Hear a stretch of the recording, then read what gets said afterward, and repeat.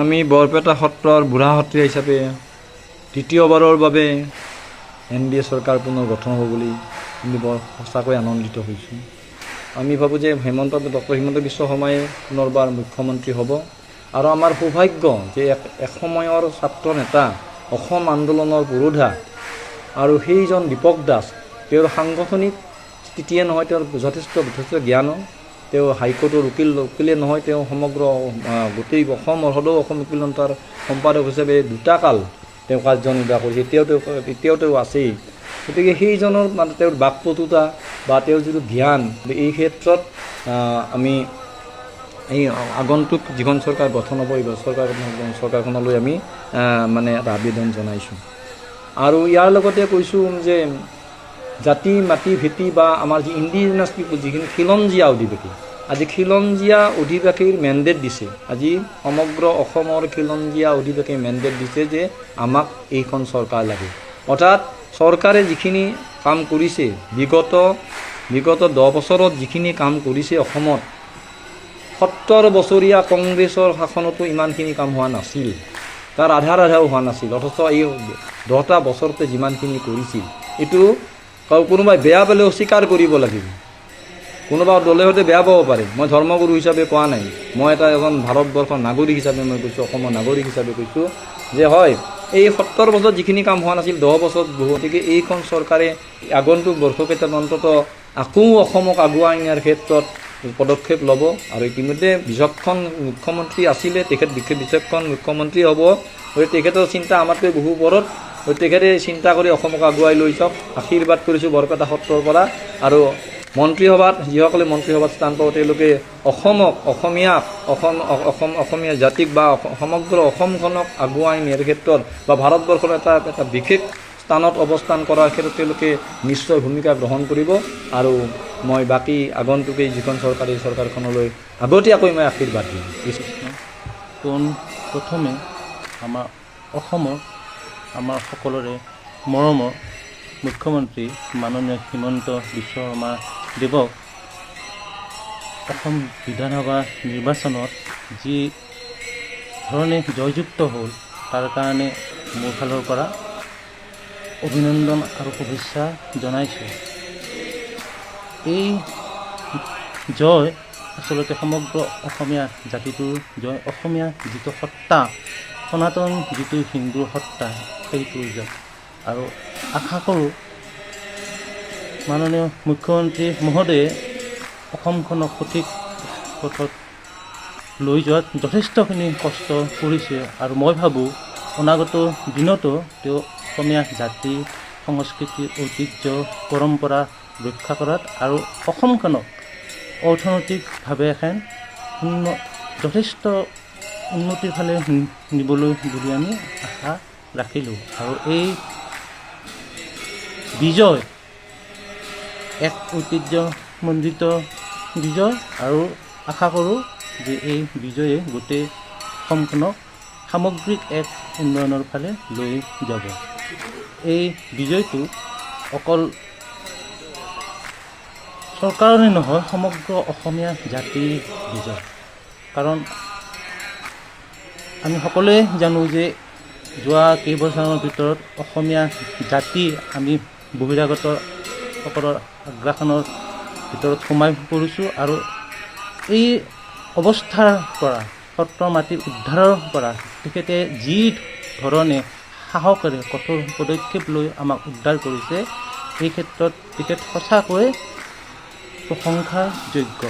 এই ক্ষেত্ৰত আমি ক'ব খুজিছোঁ যে বৰপেটা সমষ্টিটো মুখ্যমন্ত্ৰী ডাঙৰীয়াৰ এক সপোনৰ সমষ্টি।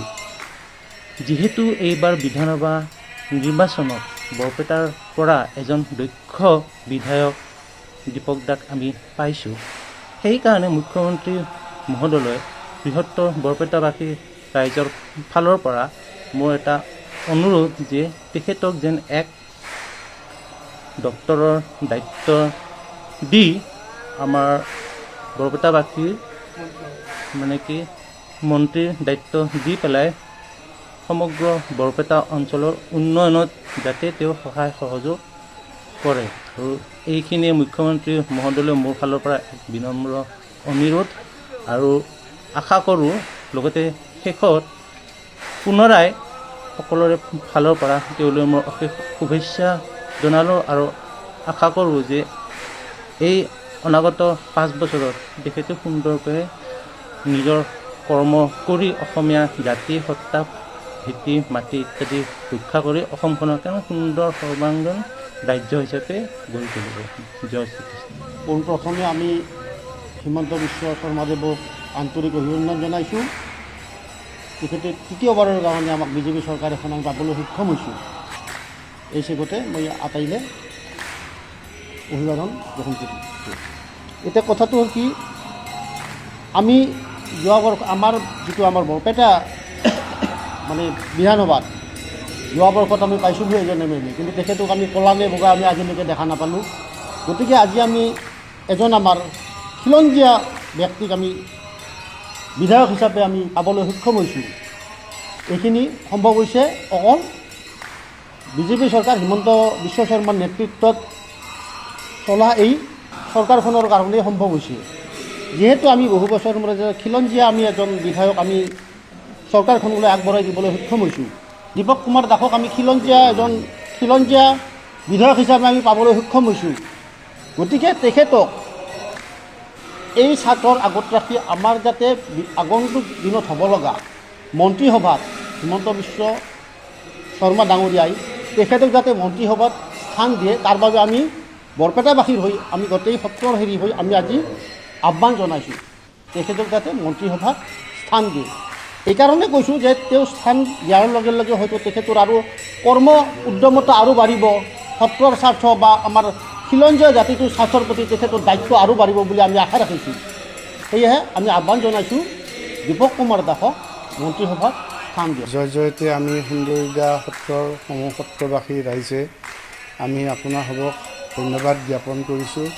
সঁচাকৈয়ে এটি আমাৰ সুখৰ বতৰা, কাৰণ আমাৰ যি চৰকাৰ, এই চৰকাৰ আমাৰ তৃতীয়বাৰৰ কাৰণে আমাৰ ৰাইজৰ মাজত তেওঁলোকে উপস্থাপিত হৈছে আৰু সকলো ৰাইজে তেওঁলোকৰ মনৰ ইচ্ছাৰে ভোট দি এই চৰকাৰখনক পুনৰ তৃতীয়বাৰৰ বাবে এই চৰকাৰখনক আনিছে। মাননীয় ডক্টৰ হিমন্ত বিশ্ব শৰ্মা ডাঙৰীয়াৰ নেতৃত্বত এই চৰকাৰখনে আমাৰ সকলো জনসাধাৰণক সৰ্বাংগীন তেওঁ উন্নতিৰ ফালে আমাক ক্ৰমান্বয়ে বাটপতীয়া স্বৰূপে আমাক তেওঁ দেখুৱাই লৈ গৈছে। হয়তো ভগৱানৰ আশীষ নোহোৱাকৈ কোনোৱে এনেকুৱা এক বৃহৎ সফলতা কোনেও হয়তো নাপায়।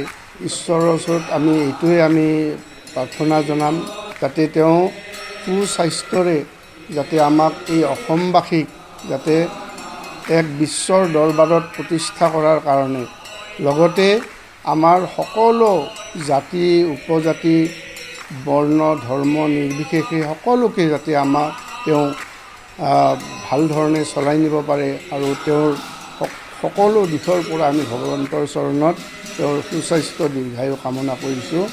এইখিনিতে আমি এটা কথা ক'ব বিচাৰিম, আমাৰ যি এই বৰপেটা সমষ্টিখন আমাৰ 4 গুৰুৰ মিলন ক্ষেত্ৰ, মিলনভূমি।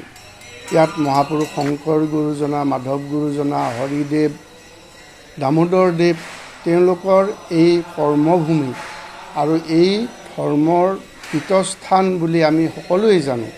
গতিকে আমাক এই চৰকাৰখনে যাতে আমাক এই সত্ৰসমূহক বিশেষভাৱে তেওঁ এক দৃষ্টি নিক্ষেপ কৰি আমাৰ যি বিধায়ক, এই বিধায়কগৰাকীক যাতে তেওঁ কেবিনেটত এক বিশেষভাৱে স্থান